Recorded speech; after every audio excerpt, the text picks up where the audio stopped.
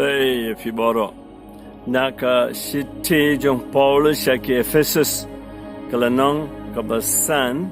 dekat katsau katsan katnrip de nagane daw balaong ki joit pi ubayotia mino na kibayap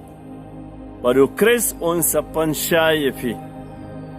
tada fikir bahaya la ka akor walakum ki bit reikum ki beri ki bastan da pandan kam bahaya ka por namar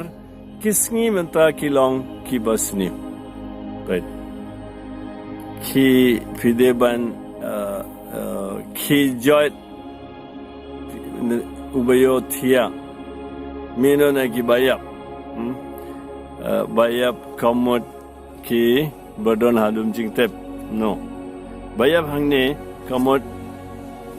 bayap aga jingim mansim na ka daw jong ki jingkul mar bat naga daw jong ka jing trang jingi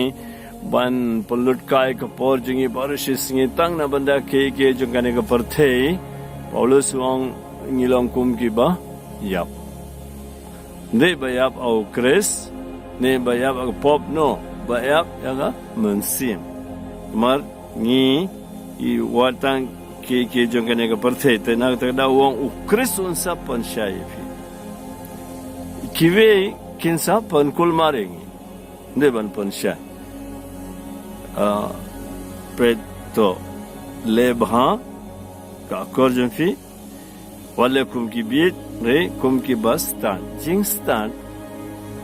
kamana ki kot pimio na ka school jingstan kawana ublay but kamtam lele ki students ki bas nga bianga ngayin pala di fi ki student but nga kwa ba pinsa yo de tang jingte mo knowledge and wisdom knowledge mama google ru I look ki knowledge jingstan